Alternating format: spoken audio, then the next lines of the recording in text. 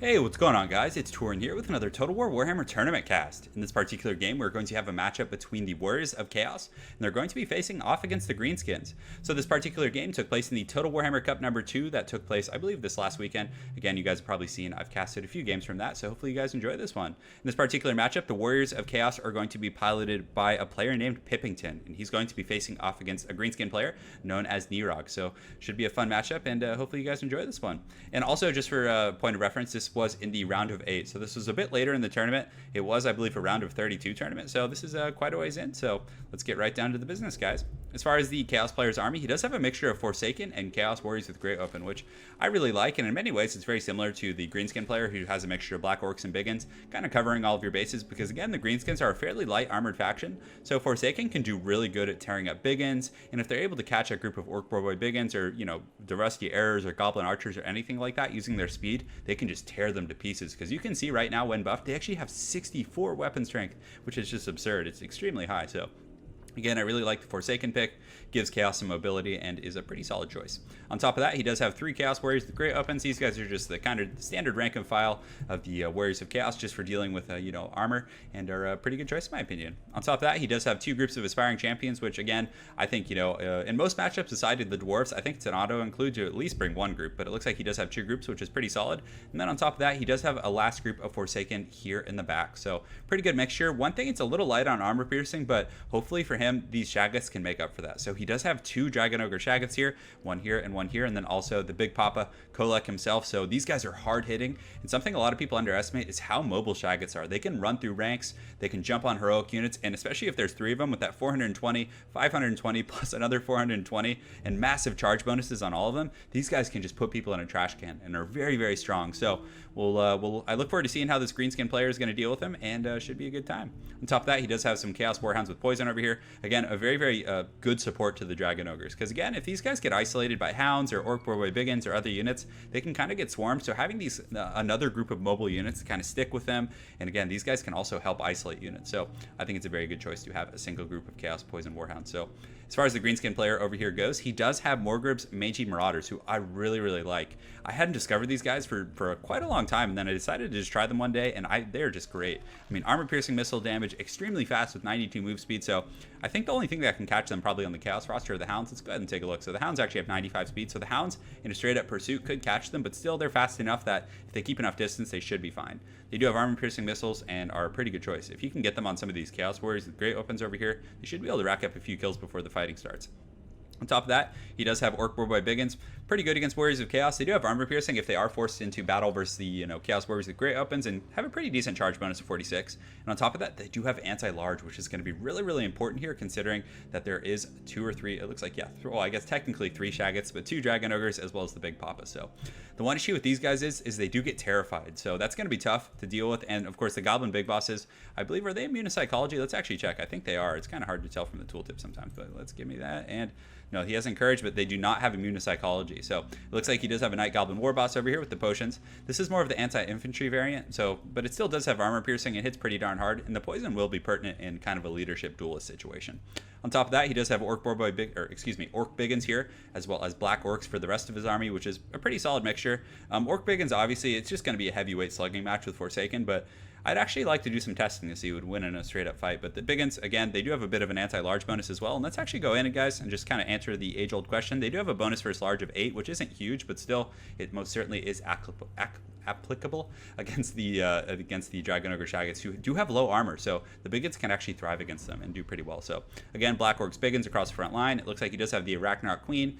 And the Spider Summon, even if there aren't any missile troops to kind of summon them on, it's just such a good ability and has so much utility. For example, if there's like a group of Forsaken coming around the flank, he can just kind of intercept them with spiders, break their charge, and then, countercharge with his Biggins, and you can just get so much value out of that. On top of that, he does have a Night Goblin Shaman with Delittle, and it looks like he has Sneaky Stabbing and Itchy Nuisance, or Sneaky Stabbing. On top of that, and lastly, he does have Rusty Arrows, which are just an outstanding pick. Against the Warriors of Chaos, against anything, they're just such a good unit. That armor centering is just so valuable, on top of having poison. So without further ado, guys, let's get right down to business and see how this matchup plays out.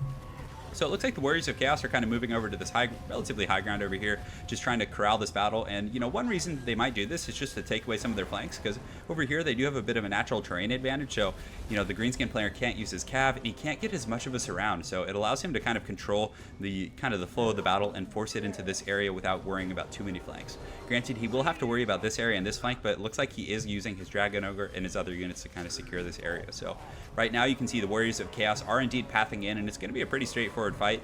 I'm pretty eager to see what he does with his Forsaken, but it looks like he's taking a relatively wide path and is going to probably try and get on some of these big ends or maybe help out in the cav battle. So you can see the Mangy Marauders are doing a little bit of poke. They were able to kill 2 models, which isn't bad at all. And again, over the course of a long battle, they're going to, you know, generate some good results for you with that armor piercing, and hopefully will help out. So in the front line, it looks like some Biggins are going to engage with Warriors of Chaos here, the Chaos Warriors, and that's not a good trade because the Biggins are going to have trouble getting through the armor. But again, they do have some Black Orcs supporting them, and you know, it should be a pretty good battle in here for the most part. And Biggins hit hard enough that even if they don't have armor piercing, you can see one of them getting decapitated already. You know, they can still put up a decent fight, but of course, the armor is going to be very, very hard for them to get through. So also some Aspiring Champs and other units coming in here, and should be a good one, boys. So it looks like some Forsaken down here did engage with Black Orcs, which kind of on that same coin, like I was mentioning here, is a very, very bad situation because Black Orcs are very heavily armored with 110 armor, so it's going to be really hard for these Forsaken to get through. So we will see how that pans out. So the Mangy Marauders are kiting back, and some of these Orc Boarboy Biggins look like they're going to get a charge here, or they might actually get intercepted. So they didn't get a good charge, and these Forsaken, you can already see 3 or 4 models have gone down, and the Forsaken are taking quite a bit of damage, but this is a good trade for them to have them in sustained combat for these Orc Boarboy Biggins. Definitely a very ideal situation. You can see these Goblin Big Bosses and other units have kind of been boxed up. So let's go ahead and see where those Shaggots go. It looks like the Shaggots did sneak into the back line, and they're just mobbing on these missile units, just doing a great job on the rest of the arrows who are shaken, of course, but the Greenskin player Nirog retaliates extremely well, pulling back the Arachnarch Queen, as well as some of these Orc Boarboy Biggins, and is most definitely chasing these guys off. So Poison will be very, very good at kind of blocking these guys down, and the Arachnarch Queen hits like a truck. So the Shaggots have decided to engage. You can see the 2 Dragon Ogres here, and Kolek is in the back. He's taking a bit of damage from these armor-piercing kind of anti-large Orc Boarboy Biggins here, but, you know, it can turn the tide at any moment if these troops are able to get terrified. So the rusty arrows are coming in here, sundering. I believe they're sundering something. I'm not sure yet. It looks like... are they even shooting in? Oh, no, they actually those are the Mangy Marauders, so I was wondering why there's no poison, but it looks like the Rusty Arrows are back online, so they're going to start shooting and applying a ton of pressure. So one of these Dragon Ogres is just getting tanked. He's taking a beating, but also that Night Goblin, like I was telling you guys, having these 3 Shaggots, they just literally put this Night Goblin War Boss down and shattered him. So that is extremely devastating to the Greenskin player because, again, a lot of their units do have relatively low leadership aside from the Black Orcs. So again, their Lord is gone, and those Shaggots, I'm just telling you, that power, despite being surrounded and taking this missile fire and having the Arachnarch Queen here, he's able to punish that Lord. So definitely a very, very well played situation for him there. Also, these Orc Boarboy Biggins are wavering, and they're relatively close, I guess. They have a bit of a distance to go before the edge of the battlefield, but still, they are going to rout off, and that terror is going to start becoming contagious. You can see these Black Orcs are wavering over here. The Arachnarch Queen is actually steady, and the Greenskin battle line was just absolutely crushed by the Warriors of Chaos. And again, having those Biggins engaged versus you know, the Chaos Warriors is a very, very bad trade. And also the Aspiring Champions will trade pretty well with them also. The Arachnarch Queen here just taking that Kolek beat down for sure. I mean, the Shaggots, they all have a bit of an anti-large bonus. They have armor piercing, so they have all the tools that you need to deal with the Arachnarch Queen. Very, very tough stuff. So the Rusty Arrows and some of the Mangy Marauders are shooting in here and are doing a little bit of work, but it looks like the Dragon Ogres are eager. One of them is pretty low and almost dead, so good stuff getting that guy down, but still, it's kind of free range, and, you know, they're kind of, essentially speaking, the floodgates are open. So some Orc Boarboy Biggins are coming back from route, but now the Chaos Infantry line is advancing, and that kind of perpetual pressure is going to help deal with any of the skirmishing, and we'll just kind of make these Koleks, and, well, not Koleks, but Kolek as well as these Dragon Ogres very, very overwhelming. Over here, the Greenskins are faring a little bit better. You can see these Biggins were actually able to out-trade these Forsaken pretty heavily. Also, these Black Orcs in here, again, are doing very, very well against the Forsaken, who don't have that armor piercing, but still some Chaos Warriors from the kind of upmost flank over here were able to come down and around and engage, and these guys are definitely very, very short for this world.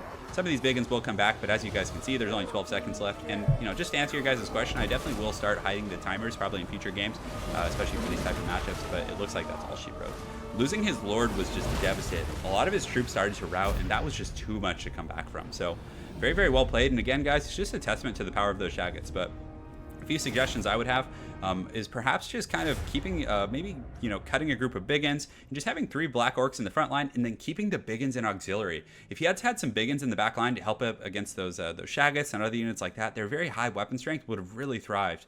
Granted, he did have a pretty good goon squad. He had the Goblin Big Bosses, he had the Arachnarch Queen, maybe keeping his Lord back and just using the Lord in the front line and kind of running from the Shaggus. Again, that's a very, very hard thing to do. So I don't know if I probably wouldn't have been able to do it either. But, you know, that Shaggoth hunting squad is very, very tough to deal with. But again, it was close. He was able to kill one of them, relatively speaking, and he got a very, very good surround on the other one. So again, a lot of it did come down to the Lord and the frontline engagement. The Warriors of Chaos really did well and performed pretty good. But also, there were some suboptimal engagements. Some of those big ones were obviously engaged with armor. But again, that was happening with the Chaos player as well. Some of those Forsaken were fighting Black Orcs, and you can see that's why these guys only got 3 and 15 kills respectively. So definitely a very good game between Pippington and Nirag in the Total Warhammer Cup number 2. So hopefully you guys enjoyed that tournament cast.